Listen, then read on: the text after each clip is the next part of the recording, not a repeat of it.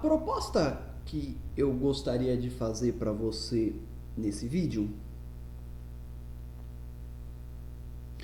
é a de analisar uma obra importante para a história do pensamento. O meu objetivo nesse vídeo aqui vai ser percorrer as principais ideias de uma obra chamada O Manual, de um autor chamado Epicteto. Então eu espero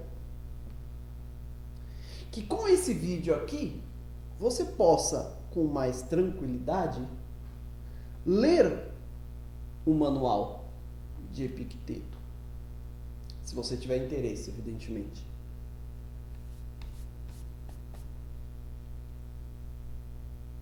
Eu acredito que com as ideias que nós selecionamos aqui, que não são todas, você poderia selecionar outras, é claro. Mas eu acredito que com essa seleção aqui, você já possa entender bem o pensamento do autor.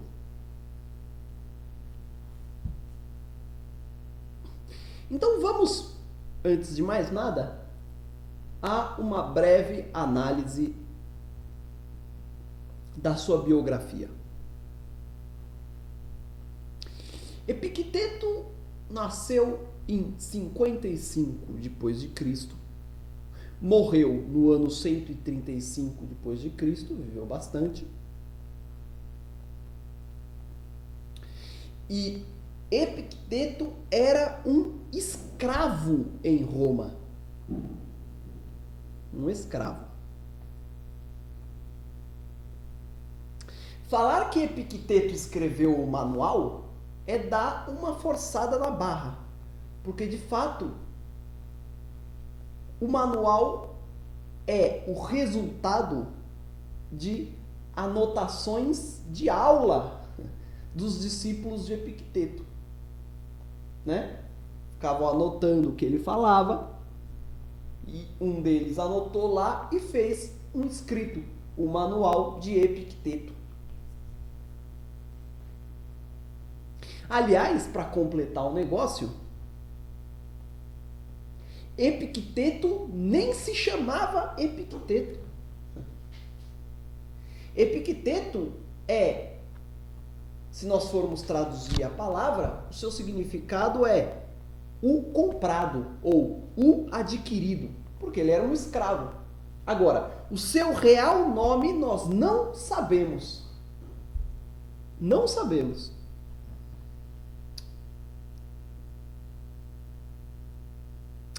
O dado fundamental da biografia de Epicteto é o fato de que ele era um estoico. Um estoico. E aqui, eu tenho que dizer, que eu acho isso fabuloso, fantástico. Por quê? Porque se você parar para imaginar, você tem, num período próximo a ele, você tem um autor que eu analisei em um vídeo aí, chamado Marco Aurélio.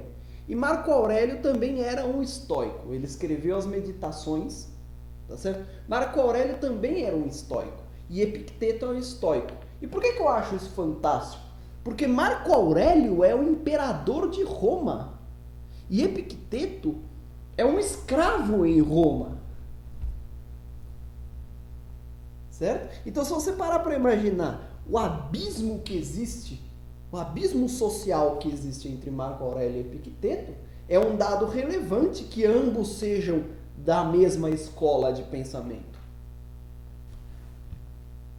Então, só o fato do cara ser um escravo romano já é um motivo bastante interessante para você se interessar pela leitura. Poxa vida, a internet é fantástica. Olha a oportunidade que você tem.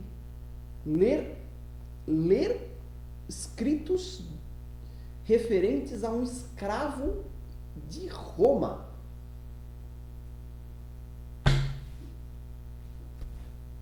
não dá para não reclamar que não tem acesso ao conhecimento, né? Tá de graça, é só baixar, só clicar. Puf.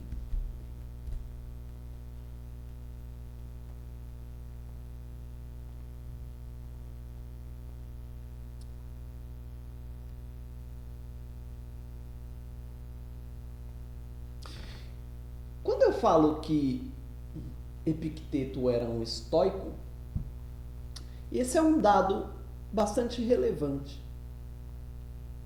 Ser um estoico significa muita coisa. Então, basicamente, o que acreditava um estoico? Então, vamos imaginar, por exemplo, o corpo humano. O corpo humano é um todo, certo? O corpo humano é composto de partes. Braço, unha, coração, pulmão, intestino, fígado, estômago e por aí vai. Essas partes sobrevivem sozinhas? Não. Como é que essas partes sobrevivem? Relacionadas entre si. O coração não sobreviveria sozinho, o pulmão não sobreviveria sem o coração, o fulano não sobreviveria. Então, as partes sobrevivem porque estão relacionadas entre si. E mais do que isso, as partes sobrevivem, as partes fazem sobreviver o todo. No caso, o corpo humano. Eu, por exemplo. Então perceba que as partes do corpo humano têm funções, cada uma. O coração bombeia.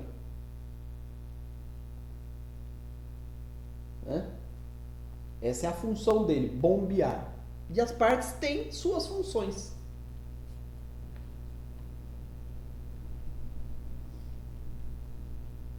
Quando é que elas são úteis para o todo? Quando elas cumprem a sua função. Quando elas param de cumprir a sua função, elas não são mais úteis. E aí, elas prejudicam o todo. Agora, quando elas são úteis? Quando elas cumprem sua função no todo. Pois bem, pensado assim do corpo humano, basta nos perceber que para Epicteto e para os estoicos, a realidade também é assim. O mundo também é assim. O universo também é assim. Então, para esses caras, o universo não é um espaço desordenado, caótico, onde as coisas vão acontecendo e ninguém sabe muito bem por quê. Para esses homens, o universo é um espaço organizado, harmônico, racional, como o corpo humano. O universo, o mundo, a realidade, se você preferir, a natureza, ela é assim. Ela é um todo composto por partes, e as partes, elas não têm sentido em si. Elas têm sentido enquanto relacionadas umas com as outras.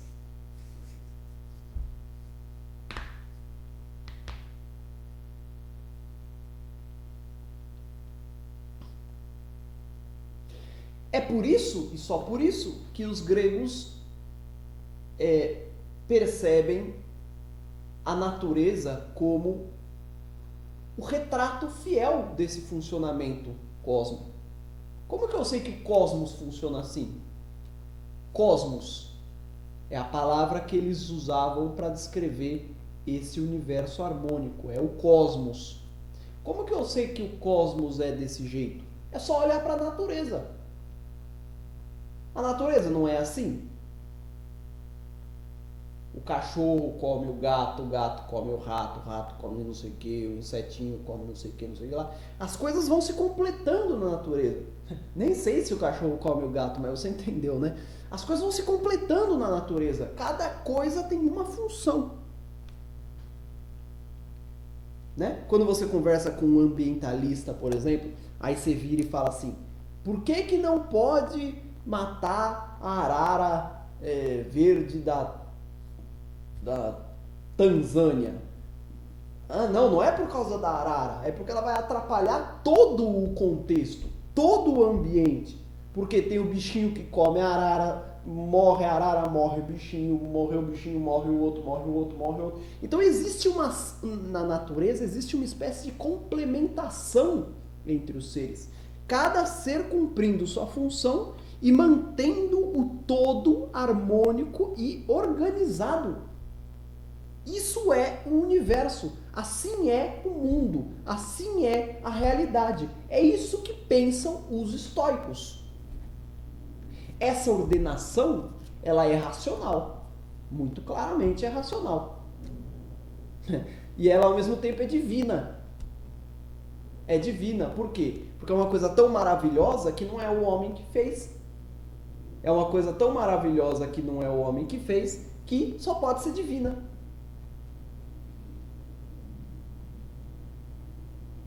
Agora, deixando bem claro que esse divino aí não quer dizer que tem um Deus que fez. O Deus estoico é o cosmos. Não confundir com o Deus cristão que fez o cosmos, mas ele mesmo não é o cosmos. Certo?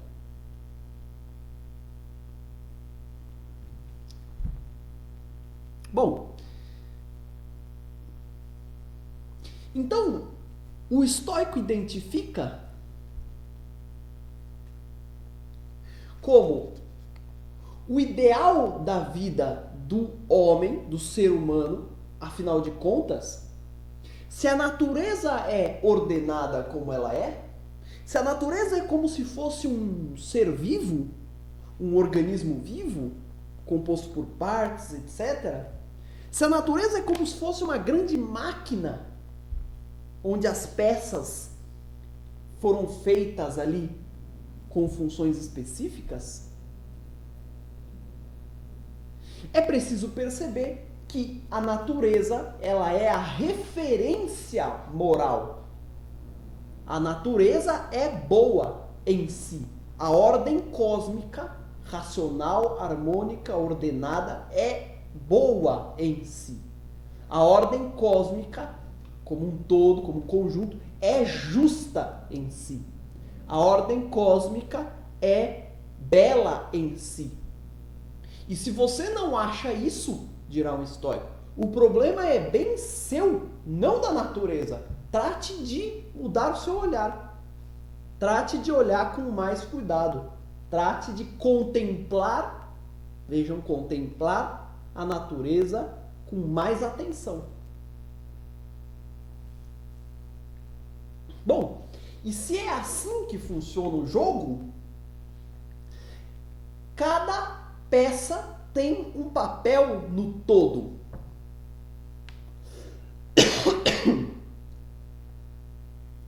O coração tem um papel. O pulmão tem um papel. Na natureza, a arara vermelha tem um papel. O coelho tem um papel. O cogumelo tem um papel. E o homem também tem um papel. Afinal de contas, ele faz parte dessa natureza. Então, qual que é o ideal de perfeição do homem?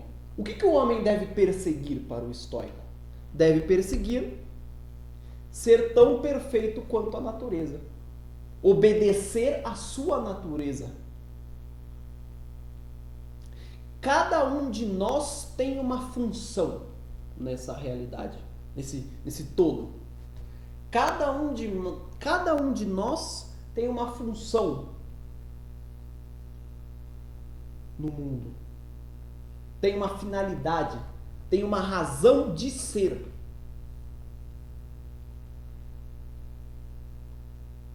Você deve buscar compreender qual é a sua razão de ser. A sociedade é um microcosmos da natureza. Na sociedade tem gente que é imperador, tem gente que é escravo, tem gente que é jogador de futebol, tem gente que é professor, tem gente que é engenheiro, etc, etc. E é o seguinte: as pessoas nasceram com funções específicas. E é importante que aquelas pessoas que nasceram para ser engenheiro ocupem a posição de engenheiro. É importante que quem nasceu para ser professor ocupe essa função, que quem nasceu para ser imperador ocupe a função, quem nasceu para ser jogador de futebol ocupe a função. E assim a sociedade deve, ao máximo possível, fazer com que a natureza dos seus cidadãos correspondam à função que eles ocupam. Assim pensava um estoico. Eu poderia me alongar aqui, mas eu tenho a impressão que seria possível que nós nos afastemos do tema. Então, com essas observações, com esse quadro já montado,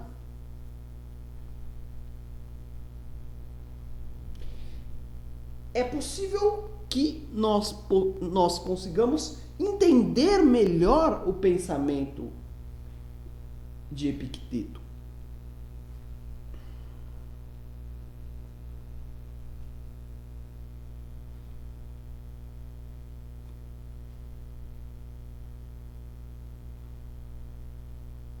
Então veja o seguinte, veja o que ele diz. Veja só. Lembre-se que você é um ator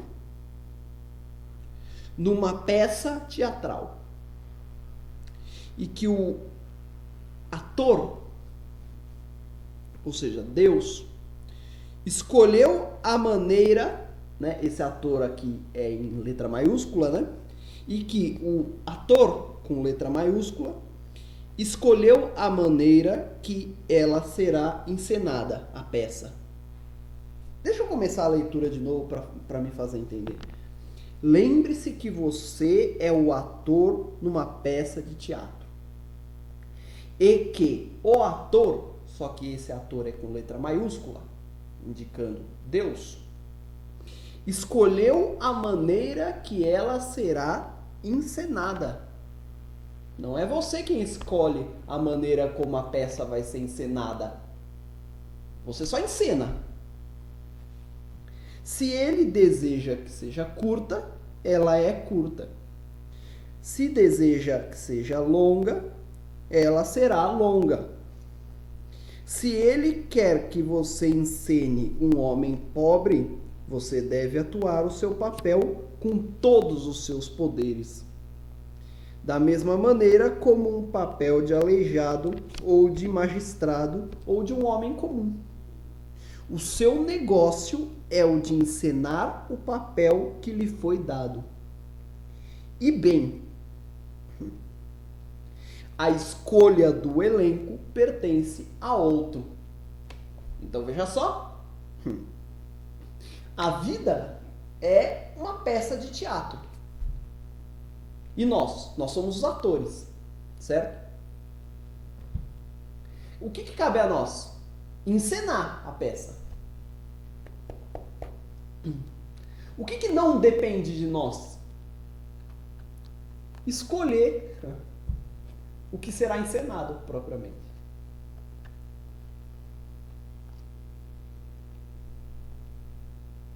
Escolher a maneira como será encenada. Vamos encenar a peça. Essa é a vida. É uma grande peça de teatro. Mas a maneira como ela é encenada não depende de mim. Depende desse ator aqui que ele fala em A, em letra maiúscula, que eu julgo, pelo meu entendimento, ser Deus. Deus, no sentido estoico, deixo bem claro, quer dizer, Deus como a ordem universal, Deus monta a peça, faz o roteiro, põe os atores aqui e ali, faz com que os atores se relacionem entre si, planeja encontros entre nós. E nada disso depende de nós. Deus, no sentido estoico, distribui papéis para nós. Olha, você vai ser isso, você vai ser isso, você vai ser isso, você vai ser o imperador, você vai ser o escravo, você vai ser o jogador de futebol, beleza? Beleza. E nós? Nós encenamos. Como diz Epicteto, procure encenar bem.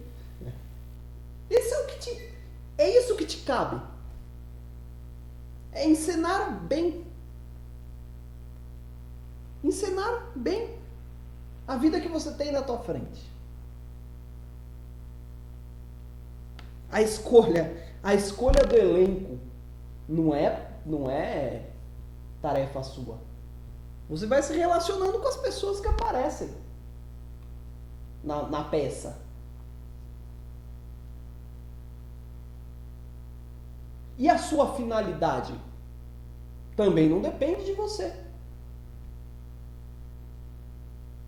Se você nasceu para ser advogado,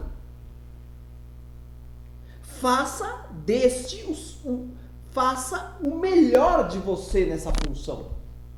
Não queira ser professor se você nasceu para ser advogado. Não queira ser pintor se você nasceu para ser advogado. Não, nasceu para ser advogado? Seja advogado e bem. Faça o seu papel, cumpra o seu papel. Cumpra o seu papel no universo. Esse é o que cabe ao homem. Por trás dessa reflexão, o que Epicteto está pensando? É que existe um certo determinismo no ambiente que eu não controlo. Eu não controlo o caminho que minha vida vai levar. Eu controlo o quê? Eu controlo as minhas impressões sobre o que me acontece. Mas para onde minha vida vai me levar? Eu não controlo. Os atores não controlam.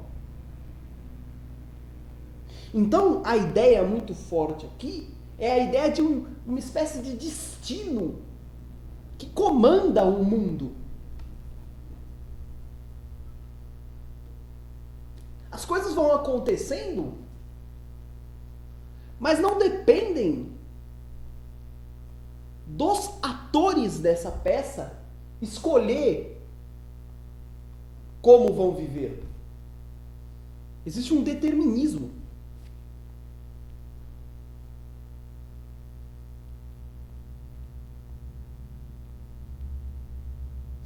O que depende de você? O que depende de você são as suas impressões sobre o mundo. Então é nesse momento que Epicuro vai falar o seguinte para você. Escuta aqui, amigão. Existem coisas no mundo que você controla. E existem coisas no mundo que você não controla. O que você não controla? Suas propriedades, sua reputação, seu cargo, sua riqueza, não dependem de você. E o que você controla? Seu pensamento, seus desejos,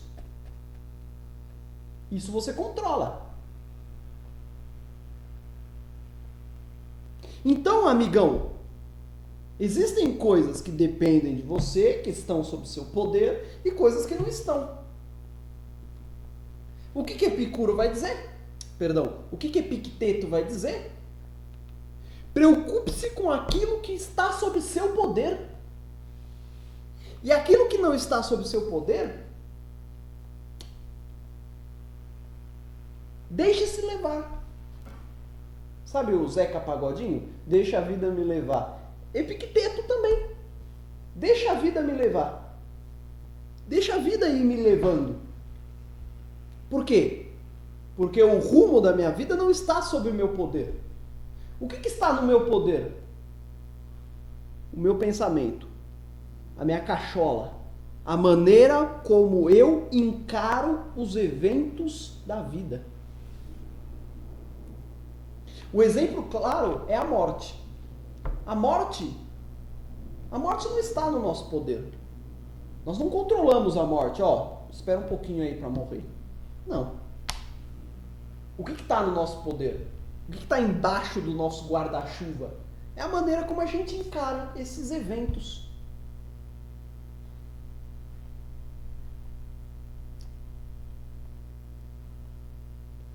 Você sabe por que você não deve se preocupar com o que você não controla? Por exemplo, riqueza. É muito difícil falar assim, porque a ideia hoje é a de que você controla a sua riqueza. Ou seja, é como se o dinheiro que você ganhasse depende do seu esforço. Essa é a ideia do mundo de hoje. Para Epicteto não é assim. Não, a riqueza, o dinheiro aqui, eu vou até ampliar o conceito, a propriedade, as coisas. Então, para Epicteto, eu não sou o proprietário dessa camisa aqui. Eu não sou o proprietário da calça que eu estou usando. Elas são elementos no mundo que podem, a qualquer momento, me deixar. Posso ser roubado, posso ter que... Enfim, por qualquer motivo. Você precisa compreender. Epicteto era um escravo. Epicteto não tinha nada, teoricamente. Então, preciso entender que existe uma certa associação aqui. Aí quando o Epicteto fala que os cargos não dependem de você, é claro que ele fala isso porque era uma escolha, né? Naquela época. Mas você sabe por que você não deve ficar se preocupando com aquilo que você não controla? É porque se você acha que controla alguma coisa que de fato você não controla, quando você perceber que não controla, você vai se frustrar. Eu vou voltar à ideia da morte. Nós insistimos em achar que controlamos a morte. E aí inventamos milhares de técnicas para evitar a morte. Evitamos a morte aqui, evita a morte ali, toma remédio, toma isso, toma aquilo, toma aquilo. E o que acontece quando a gente percebe que a morte é mais forte que nós? A gente se frustra. Aí morre um parente, a gente fica triste. Poxa, como que os médicos não conseguiram fazer nada?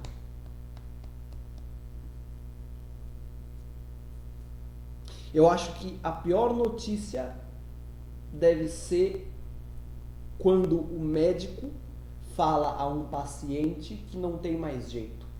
Deve ser a derrota do ser humano diante da morte. Quando você recebe uma notícia assim, fizemos tudo o que pudemos, mas não podemos mais evitar mais nada. É nesse momento que você percebe que a morte não está no nosso controle.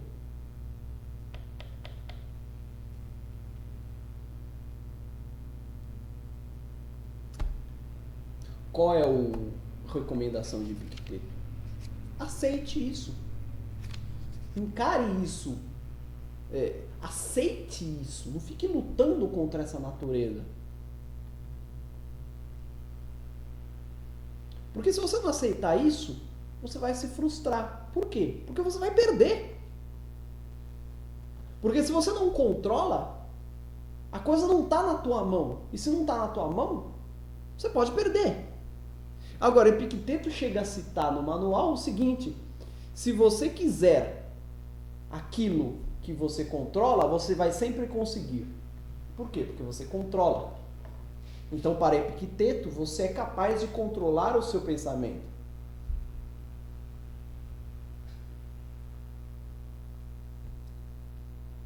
Então, se você quiser ter impressões boas da vida, você vai conseguir, porque você controla isso. Preocupe-se com aquilo que você pode controlar. E o que não posso controlar? Deixa a vida me levar. Deixa as coisas acontecerem. Eu não preciso me preocupar com isso. Certo?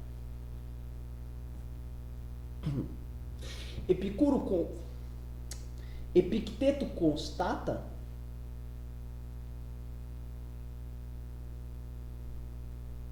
que o que perturba os homens não são os eventos que acontecem no mundo, as coisas que acontecem.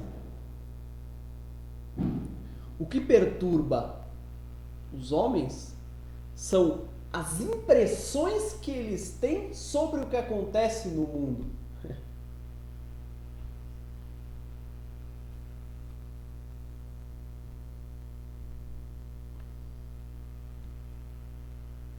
O que atormenta as pessoas não são os acontecimentos do mundo. São as ideias que elas têm sobre esses acontecimentos. E estas ideias você tem o controle. Então o que você está esperando para mudá-las? Dirá Epicteto.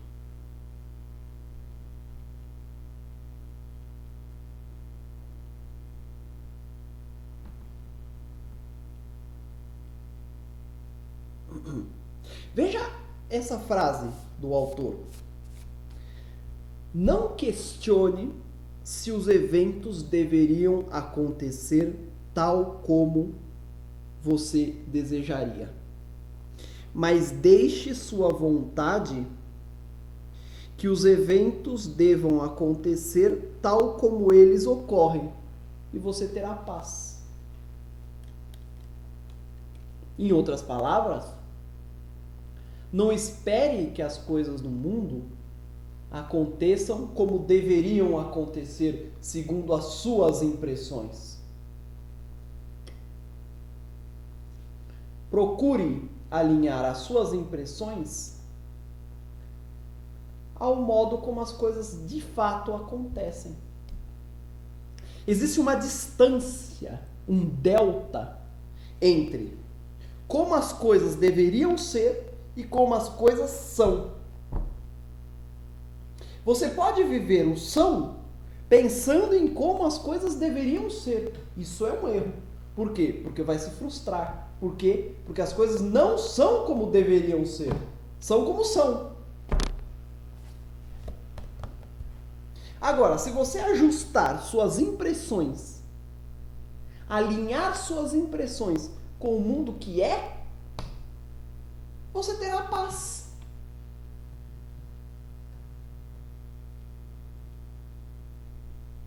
Se você frequentar um espaço pensando nos erros que acontecem, nos problemas que tem naquele espaço, e pensando no modo como aquele espaço deveria funcionar,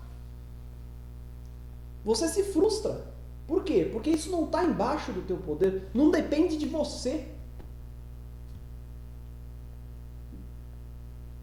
Agora, se você frequentar aquele espaço aceitando os seus defeitos, aceitando que o que é, então você tem paz.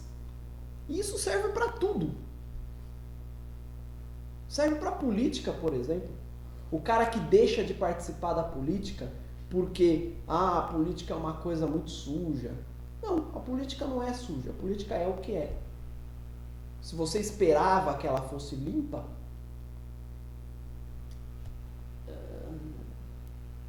pobre de você, porque ela não é. E pior, não é e não cabe a você limpá-la. Não é você quem decide isso. Não depende de você. Portanto, participe da política, mas não esperando que ela seja uma coisa limpa, honesta. Vivendo o que ela é. Haverão canalices, haverão palhaçadas, haverão... Pois é. Aceite isso. É como é. Então eu acredito que essa reflexão ela poderia ser estendida para muitos lugares.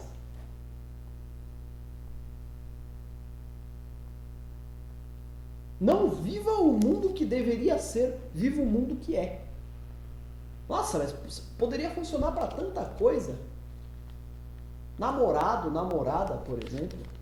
Não espere um príncipe encantado, não é? Não espere o namorado que você deveria ter.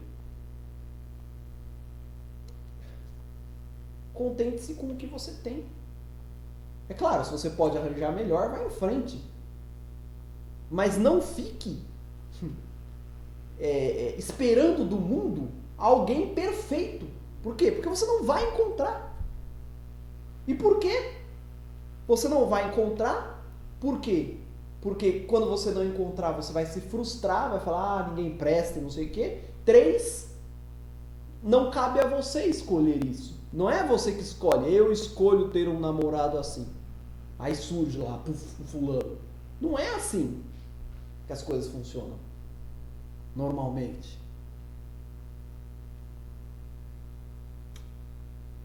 Então, por detrás do determinismo do mundo de Epicteto, reside um baluarte de esperança na liberdade humana. Por detrás do determinismo que enxerga Epicteto, reside uma espécie de refúgio da liberdade humana, que são as suas impressões, a sua cachola, suas impressões sobre o mundo. Você não é livre para escolher se um avião vai cair, se teu namorado vai terminar o namoro com você, se você não vai arranjar um emprego, se não vai ser aceito, se não vai entrar na faculdade. Você não é livre para escolher isso. Por quê? Porque não depende de você. Agora, você é livre para saber encarar essas situações de uma ou de outra forma. Se você ir para uma entrevista de emprego esperando a qualquer custo ser contratado, colocando suas fichas sobre isso, quando você não for, você se frustra. Agora, se você for sem expectativas, quem sabe não consegue. E se não conseguir, tudo bem. Acontece. Não dependia de mim. O que dependia de mim, eu fiz.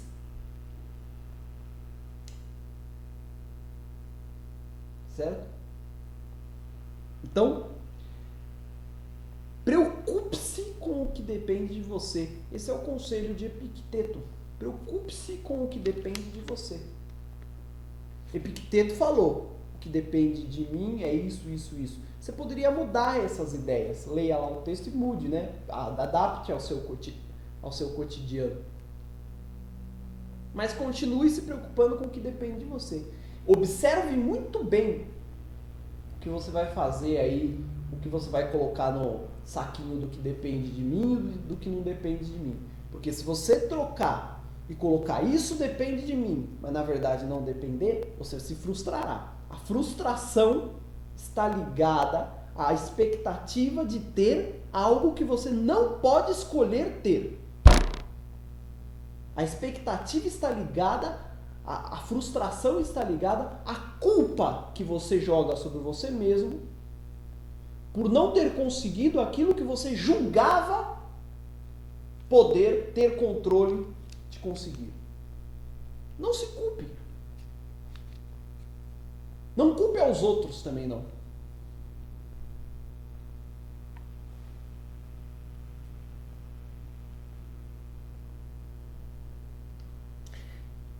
Abre aspas para Epicteto. Acusar os outros das nossas desventuras é um sinal de falha de educação. Se acusar a si próprio mostra que a educação daquele indivíduo teve início. Acusar nem a si próprio nem aos demais mostra que a educação do indivíduo está completa. Num mundo determinado, num mundo organizado racionalmente, complementar, onde as coisas acontecem com uma razão de ser, um destino, num mundo como esse, por que culpar as pessoas? Por que eu vou olhar para você e dizer, você é culpado disso? Quando eu digo que você é culpado, o que está por trás? Está por trás o julgamento que eu faço de que você poderia evitar ter feito o que você me fez. Se você não pode evitar, se eu não posso evitar, por que me culpar? Se eu vou numa entrevista de emprego, por exemplo, e não passo, por que me culpar? Se não depende de mim ser escolhido. Flexão de Epicteto. Certo?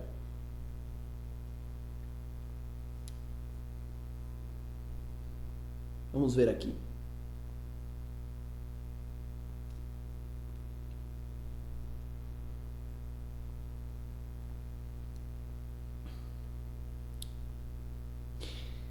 Então, Epicteto, ele vai dar uma boa ênfase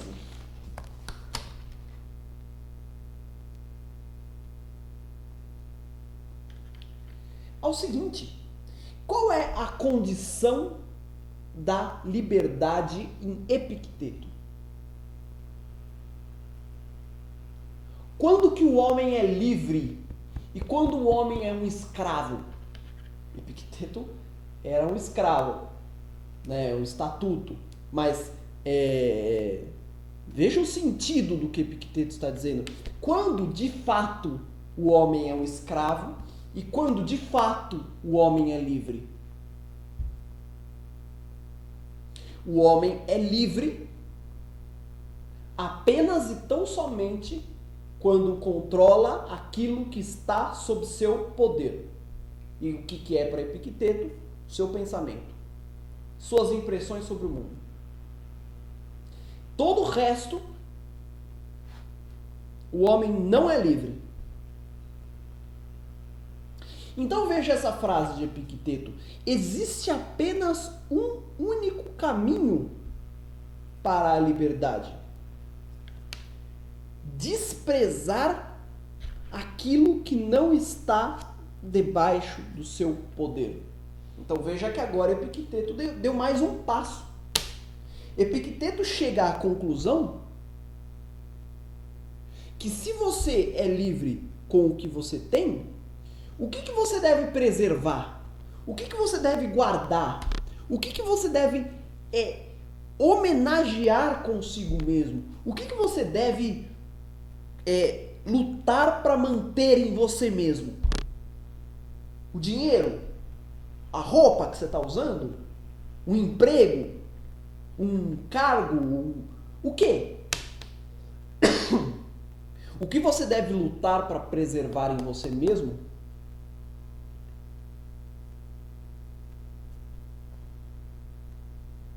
É o seu pensamento. Veja, é a sua condição de pensar, de tomar impressões sobre o mundo da maneira como te apetecer. Então, se você estiver diante de um dilema existencial que te obriga a abrir mão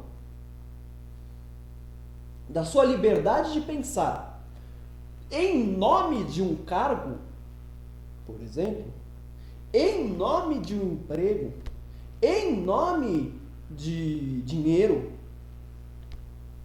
diga não. Se esforce para garantir que o seu tempo será dedicado para aquilo que você tem controle. Despreze aquilo que você não tem controle. Por quê? Como não está sob seu poder, a qualquer momento você pode perder. Então, para você não ficar se frustrando porque perdeu, etc., não tenha.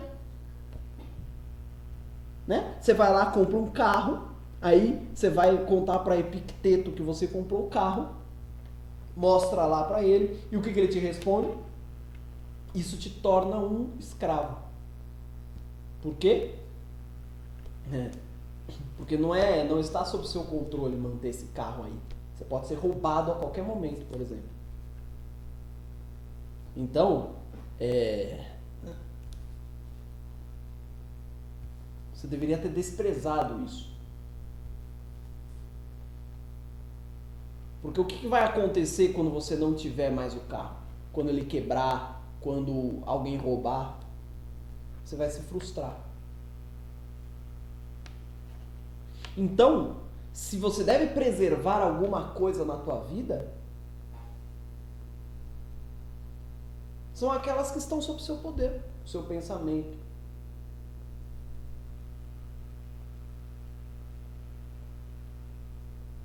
Certo?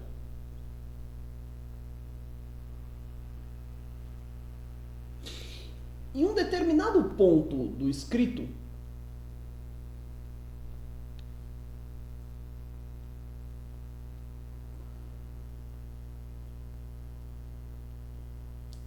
como todo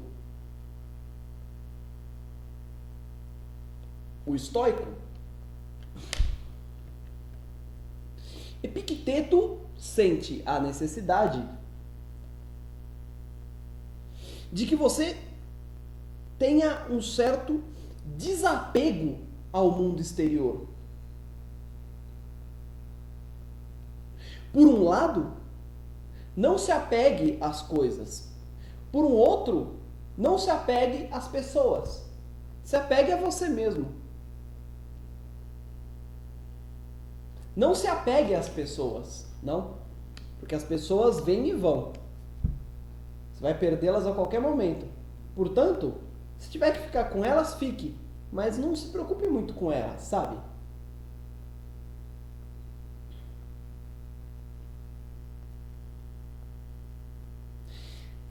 Você deve se concentrar no seu crescimento como ser humano.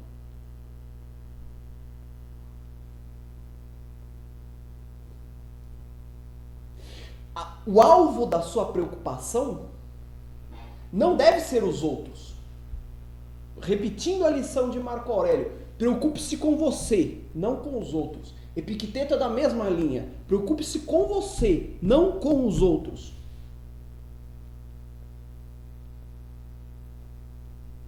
O que você deve fazer? Ache o seu lugar na natureza. Ache o seu lugar no universo. E mantenha esse espaço. Não fique se preocupando com outros. Haja para você e por você.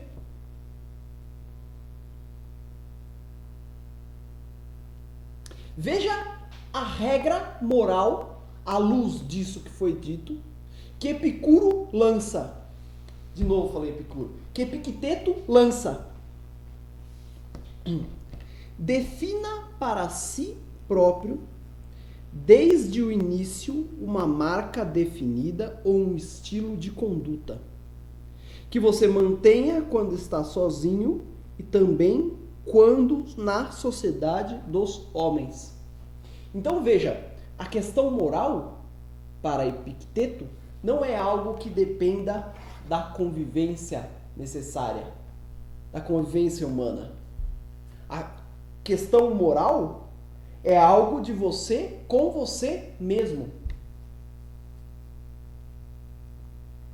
Quer dizer, seja justo, mas não porque vive entre homens. Seja justo porque é assim que você deve ser. E o que é ser justo? é estar alinhado à sua natureza. É a virtude.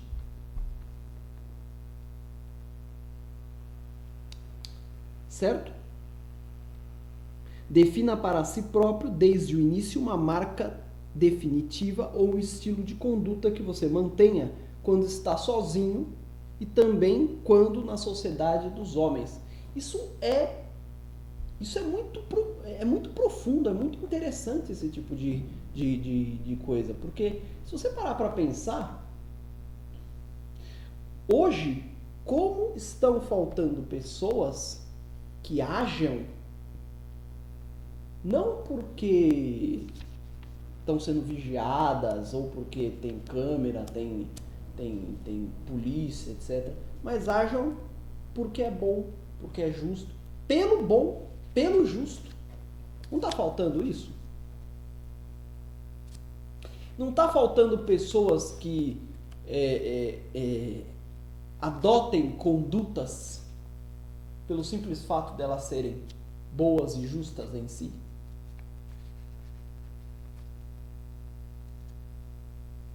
Pessoas que não precisem ficar sendo vigiadas. Fiscalização. É o que Epicteto está dizendo. Não se preocupe com o que os outros vão achar de você. Seja bom e justo. Alinhe-se à natureza e viva dessa maneira. Determine sua conduta sem levar em conta o outro. Haja como se estivesse sozinho ou, quer dizer, haja da mesma maneira sozinho no meio dos homens. Não use máscaras para viver. Não seja um aqui e outro ali. Sozinho eu faço isso. Agora, quando tem gente olhando, não. Sozinho eu jogo papel na rua. Agora, quando tem gente olhando, eu não jogo. Sozinho eu roubo.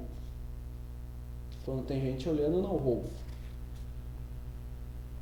Mandamento moral de Epicteto. Faça sozinho a mesma coisa que você faria quando na sociedade de homens. No meio dos outros, né? Existe uma ligação muito intensa desse tipo de reflexão para o pensamento moderno, a ética moderna, que não era a intenção de Epicuro, evidentemente, de Epicteto, né? Não era a intenção dele. E também nem era o sentido que ele falava aqui. O sentido que ele está falando aqui, ao contrário dos modernos, é no sentido de encontrar o espaço que pertence a você mesmo no universo, sem se perguntar se os outros vão gostar, não vão gostar, vão chiar, não vão chiar, que se danem os outros que aceitem a sua decisão. Agora, defina a sua conduta de acordo com a sua cabeça, não com o que os outros vão achar de você. E haja de acordo com essa conduta, estando no meio dos outros ou estando sozinho. Por quê? Porque a sua relação de fidelidade com a sua conduta, ela deve existir entre você, sua natureza e o todo universal. Eu não devo ser justo porque isso será bom para mim e para os outros homens. Eu devo ser justo porque assim isso será bom para mim, porque eu me encaixarei no cosmos. Eu viverei de acordo com a natureza.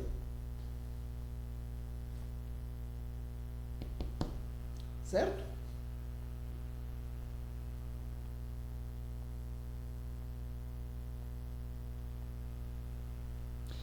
Ao invés de anunciar os seus princípios à multidão, mostre-lhe os resultados dos princípios que você digeriu.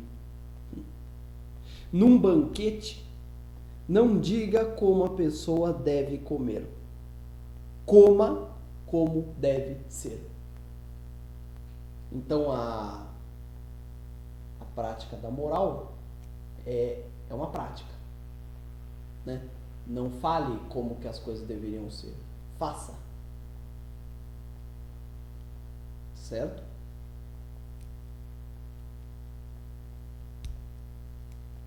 Então, eu procurei embarcar aqui em algumas ideias desse escrito.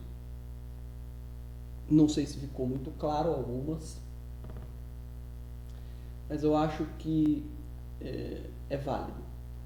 Eu acho que nós pudemos expor com alguma consistência as ideias desse autor. Eu recomendo fortemente a leitura. Acho que é uma importante oportunidade para você entrar em contato com coisas diferentes do que a gente vê por aí. Tá bom? Obrigado pela atenção. Até mais.